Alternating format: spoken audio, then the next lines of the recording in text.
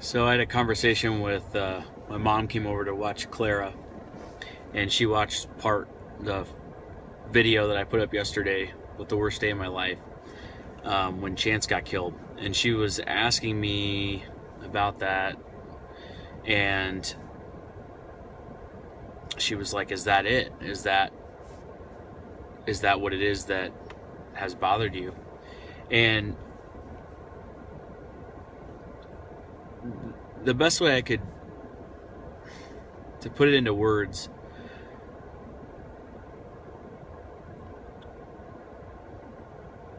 I was a young guy. I think I turned 20. I turned 21 in Iraq on that deployment, and so I was 20, leading Marines and escorting around senior division staff, full bird colonels and generals and light colonels and senior enlisted guys and all that. And we were doing so much. Our platoon was doing so much that there's no way that could have been avoided. That a mission comes down and Chance has his day off, and he's like, "We got to support it, so I'm gonna go." And thinking about this, when my mom asked me, a bunch of thoughts have come to my mind. So I'm just gonna start spewing some of these out. What I dealt with, having not grieved, was, and you should watch the YouTube video I posted yesterday. If you haven't seen it yet, go watch that. So this is all in context for you. I did not. I know that Chance, he wanted to be on that convoy. There's no way he wouldn't be on that convoy. If it was going out and his fellow Marines are going out and being put in harm's way, and he has an opportunity to be there with them to make sure that whatever, come hell or high water, he's there to make sure that he'll do his part and be another gun. And it's funny because as I thought about it, like this concept of survivor's guilt, and talking beyond just those terms, I think it is survivor's guilt that I have, but it's not like, oh, I survived and he's gone. The survivor's guilt for me is like, I never will know if I could have made a difference if I was in that gunfight with him and tag the guy who, before he had a chance to tag Chance. You never know, like, what one more set of eyes will do. I wouldn't have been on that convoy, period. We were doing another mission when we came back. I know that there are other guys who are on that mission with me who probably feel the same way. And that it's like, there is nothing I could have done. Even if I was there, there's nothing I could have done. I know this. These are all things that I know. He was trained with the other squad leaders, the platoon sergeant. We trained those Marines. They're good to go. I have no doubt that Chance did. He was exactly where he wanted to be, doing what he wanted to do. You talk about survivor's guilt, is like, if he would have ended up not going out on that mission and they would have gotten hit, I can't imagine what, and some of his close friends had gotten shot, how he would have felt having not been on that convoy. That's why, like, he was going to go. That's all there was to it. I feel robbed by, I don't feel robbed. It's not even I can't even have a regret about it, because there's nothing I would have done. I couldn't have done anything different. The circumstances were the way they were, but I just feel like I should have been there. If one of my guys is going to get in it, I want to be in it. I don't like combat. I don't like gunfights. I think they suck. they're necessary and they happen, and so you go guns up and get fire superiority and take the initiative and go get the job done. I don't like any of that. I mean, but I love Marines, and I love serving with them, and I love going through adversity with them. And we have a saying, misery loves company. It doesn't always get better, but it can always get worse. And to think that my guys were out there getting in it, knee deep in it, and I wasn't there with them, like, that'll never sit right with me. Never. And it's so that survivor's guilt, that's what's all wrapped up into it. It's not like Chance is gone, because I'm not delusional to think that I would have made a difference in that firefight, because there were so many superior Marines that were already there gunning the way that they do. Like, me versus any other Marine, like, they probably would have loved to have an extra gun. But aside from that, like, those dudes in my platoon, 2nd platoon, they're just freaking unstoppable warriors. And Chance fought to the end, and pardon my French, shit happens. That's exactly what. That's not to minimize the loss that we all feel from losing Chance, but that is the only thing that even remotely sums up what the hell happens in combat. Just shit happens. You do everything right, do exactly what you're trained to do, and shit still happens.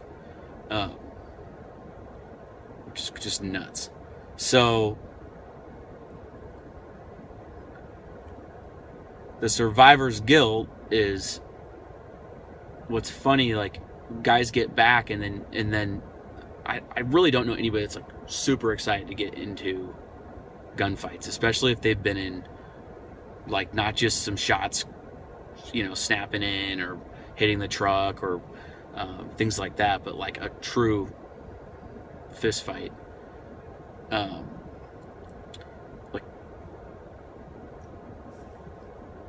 especially when your buddies are getting hit, it's not fun, and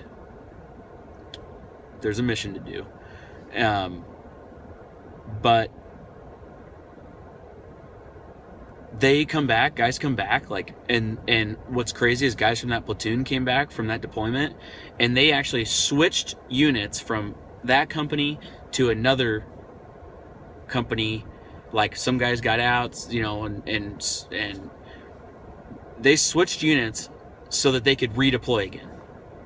Our platoon sergeant did that. A lot of the guys in our platoon then went with that platoon sergeant to go, I don't remember if it was to Iraq or Afghanistan. And the reason that they do that, since nobody necessarily likes being deployed, I don't think. I mean, in the long run, nobody necessarily likes getting into gunfights and dealing with BS, miscellaneous stuff. But we love each other. The Marines, we love each other. We love our platoon. And we know there's a job to do, and we're going to go do it. We're going to do it to the best of our ability. We're going to honor our country, and we're going to hold each other above ourselves, and we're going to go and do it. And so it's FOMO. It's ultimate FOMO. Survivor's guilt is FOMO, fear of missing out. Like, if this dude's going to go through hell, I love this dude, guess where I'm going? I'm going to hell with him. And we're going to go through it together. So when people get out and you're like, I don't understand, what do you miss about the Marines? What do you miss about being in combat? How can you miss that? Like, I don't miss combat. I miss Marines. I miss the brotherhood that comes from,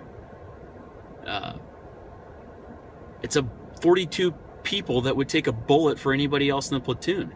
And don't get me wrong, there are personality conflicts. There are, guys that we probably wouldn't even hang out with outside of an environment or circumstance like that. But when you go through hell together, you're brothers forever.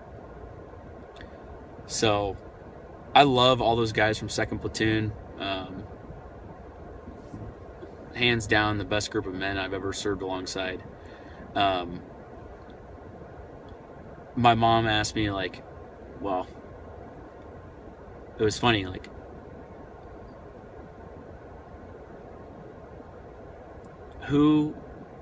how will I ever get over that survivor's guilt? No, she asked me if I had talked to a counselor about that. And I said, no, I haven't talked to a counselor about that. Because no counselor can give me peace about that. I'd like to say the other guys from 2nd Platoon can give me peace about that. If anybody could, it's them. If they couldn't do it, it would be Chance's mom and dad and stepdad. But they can't do it either. The only person who can give me peace about that is Chance. And I pray that one day I'll have an opportunity to see him again. And he can give me that grin and just smack the hell out of me for ever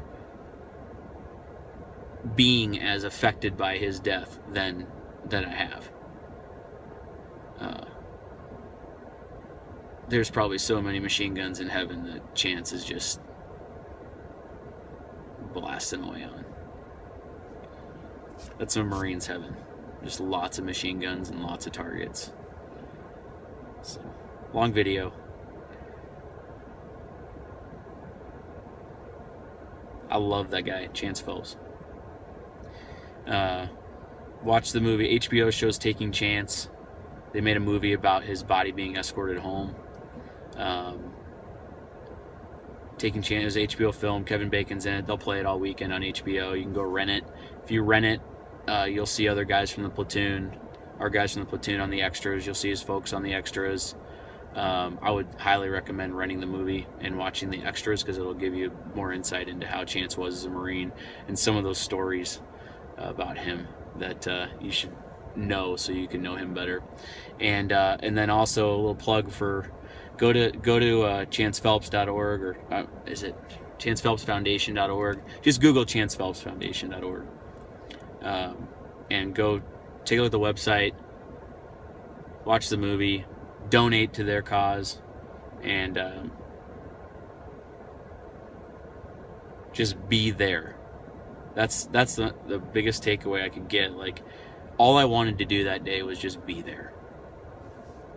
I don't think I could have changed anything about it. I just wanted to be there. And I know that Chance wanted to be there on that convoy. So when we talk about being there for each other, that's what it means. It's just, you don't even have to do anything. Just be there. When the time needs, I can pick up the phone. You know, I've got guys in my Rolodex here that will be there no matter what. And for any of you out there who, veterans that or non-veterans, that you need someone to be there, I will be there. Because that is my penance. I will be there if you need me.